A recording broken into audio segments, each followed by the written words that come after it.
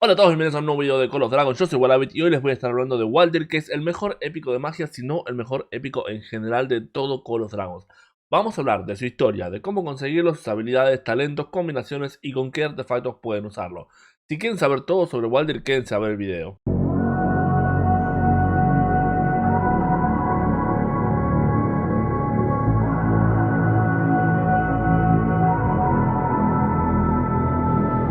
Nacido en el año 1158 en una aldea cercana a Dawngrad, Waldir es un mago con gran aptitud para la magia de hielo, lo cual lo convirtió en un marginado entre sus compañeros huérfanos.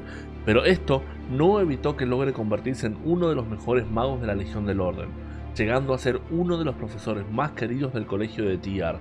Aunque solo ejerció por un año, porque en el año 1176 decidió unirse al ejército de Cyrus, con quien participó en la guerra del Enclave Salvaje, donde se convirtió en una leyenda del campo de batalla. Waldir es un héroe de magia que también tiene las ramas de PvP y habilidades, y lo podemos conseguir abriendo cofres en la taberna, y además es el héroe principal si elegimos la Legión del Orden, por lo cual, si elegimos esta facción de Call of Dragons, vamos a conseguir una buena cantidad de tokens suyos en las misiones principales. Lo que hace que sea no solo uno de los mejores héroes épicos de Call of Dragons, sino también uno de los más fáciles de mejorar.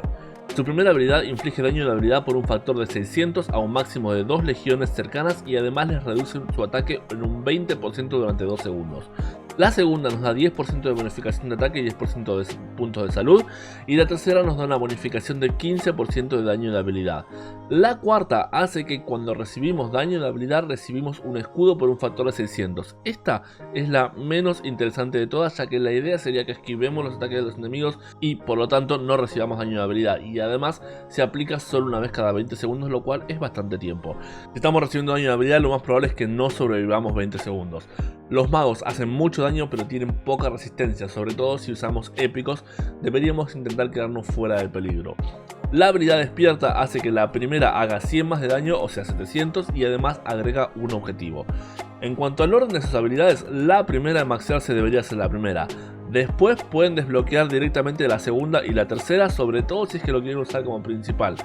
Como dije recién, la cuarta no me parece muy interesante, así que de ser posible la dejaría bloqueada para no gastar tokens en ella. En cuanto a los talentos, así es como lo uso cuando lo tengo como principal y me da muy buenos resultados. También podría usar la rama de PvP, pero esta me gusta un poco más, aunque en sí no hay gran diferencia. Si quieren saber más detalles sobre la rama de habilidades o PvP, por qué elegí cada talento y otras opciones que pueden llegar a tener, me dejan un comentario y hago un video sobre esta rama de talentos. En cuanto a combinaciones, tenemos dos opciones. Lilia sería lo mejor, pero solo podemos conseguirla comprándola. En caso de tener a Lilia, a ella la suelo preparar como principal para matar oscuros y uso a Waldir como principal para guerra. Los dos tienen la rama de habilidades y magia, así que los talentos son los mismos, pero este talento hace que el secundario haga más daño de habilidad.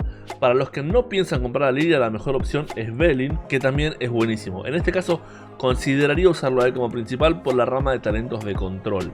En cuanto a los épicos, podrían combinarlo también con Alwyn, pero este tiene la misma rama de talento que Belin y las habilidades son similares, pero obviamente más débiles. Recuerden que un legendario 5-1-1-1 ya es mejor que un épico al máximo, por lo cual sería bastante fácil tener a Belin listo para batalla, y en cuanto lo tengan deberían dejar a Alwyn de lado inmediatamente, por lo cual todo lo invertido en él sería desperdiciado.